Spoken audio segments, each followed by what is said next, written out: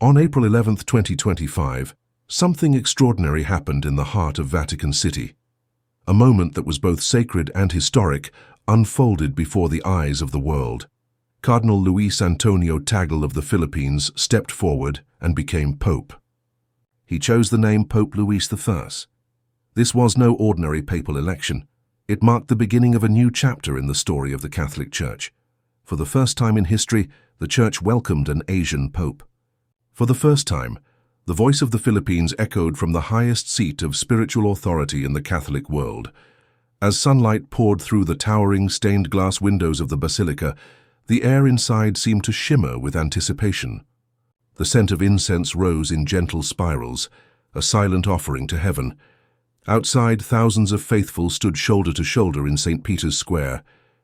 Across the globe, millions more watched the event unfold live on their screens. Some were gathered in churches, others in homes or public squares. No matter the location, they all shared a single focus: the man about to assume the most powerful and spiritual position in the Catholic Church. Luis Antonio Tagle had always been seen as a humble and sincere man. Born and raised in Manila, he came from a place where life could be both vibrant and challenging. His roots were among the people, ordinary people with ordinary lives.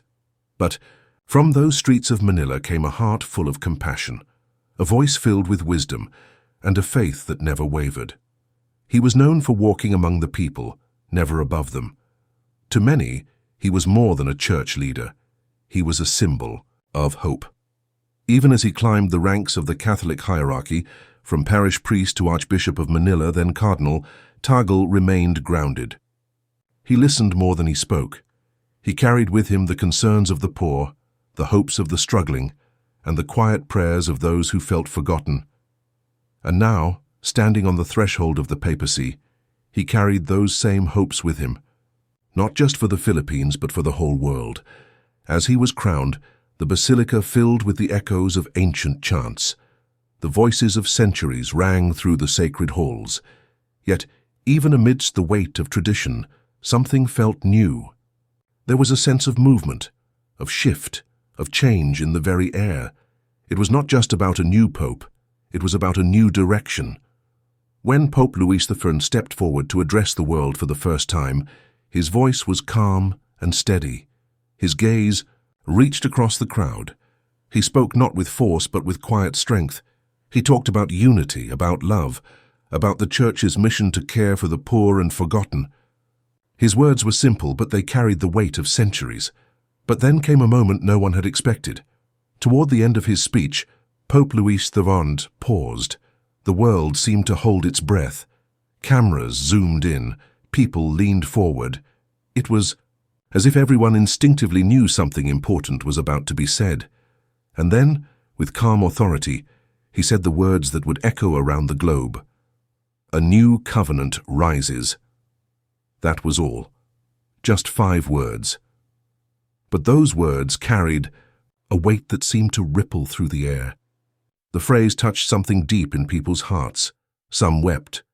Others stood in silence. Around the world, viewers turned to each other and asked the same question. What did he mean? A new covenant rises. It was a phrase both simple and mysterious. It sounded biblical, sacred, and profound. And yet it was new. What was this covenant? Was it a prophecy? A call to action? A shift in doctrine? A new path for the Church? Theologians, scholars, and faithful believers began to search for answers. Every word of the Pope's speech was examined. Every gesture, every pause, every expression. What did he see that the world had not yet seen? What message was he trying to send?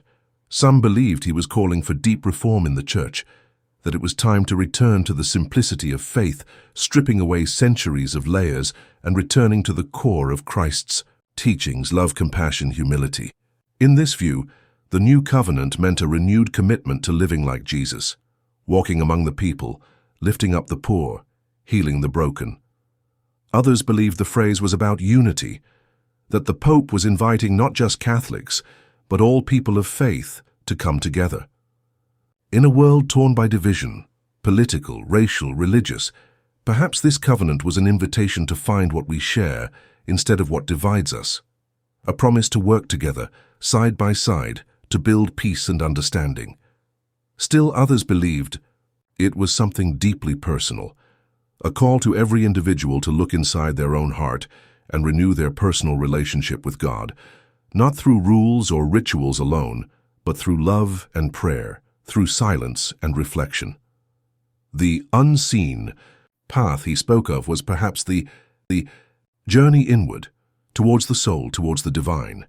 And maybe that was the beauty of it. The ambiguity was not a flaw. It was a gift. It invited each person to reflect, to ask questions, to begin their own journey of discovery. Rather than give answers, the Pope had given the world a mystery to explore. In the days that followed, churches around the world were filled with the sounds of prayer and reflection. Sermons were delivered on the meaning of the new covenant. Debates unfolded in theological circles. But in homes and hearts, something quieter took place. People started thinking differently, wondering, hoping, searching. Some people felt a renewed sense of purpose. Others began to dream again of what the church could become. Many who had felt distant from the church began to feel drawn back, drawn not by rules but by hope. In a time when the world often feels cold, chaotic, and divided, the idea of a new covenant felt like a warm flame in the darkness. It was not just a church matter, it was a human matter. It was about what kind of world we want to live in, what kind of people we want to be. And through it all, Pope Louis XV remained a calm presence. He did not rush to explain his words. Instead, he let them settle. He let the world wonder. He let people think. And perhaps that was his purpose all along, to start a conversation that could lead us to something greater. His history gave weight to his message. This was a man who had spent his life among the poor, the sick, the forgotten. His promise was not just words, it was something he lived every day. He had no need for grand palaces or golden thrones. His strength came from his compassion, his faith, and his deep connection to humanity. As Pope, he began to make gentle changes. He visited orphanages and hospitals. He spoke in simple language. He invited leaders of other faiths to speak with him. He urged priests to be closer to the people they served. He reminded everyone that the church was not just a place, but her family. Slowly, people began to feel the shift. It was not loud or dramatic. It was quiet, like the dawn breaking after a long night, a sense of something new beginning, a light spreading across the horizon. Pope Louis XV's sacred promise, the new covenant, became the center of a movement, one that invited the church and its people to dream again, to imagine a world where faith was not a set of rules but a force of love, where leadership meant service, where the church was a place of healing and hope for all people, no matter their background. The message reached beyond Catholicism. People of other religions, and even those without a religion, found something meaningful in the Pope's words, because at its heart the promise was not just religious, it was human. It was about kindness, about compassion, about caring for one another in a world that often forgets to do so. And so the world continues to reflect on those words. A new covenant rises. Not because they are easy to understand, but because they touch something deep.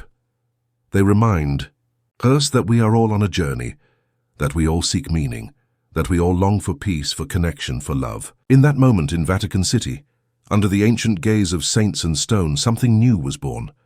A whisper became a promise became a path, and a path, unseen but sure, began to open. This is the beginning of that journey, not just for the church,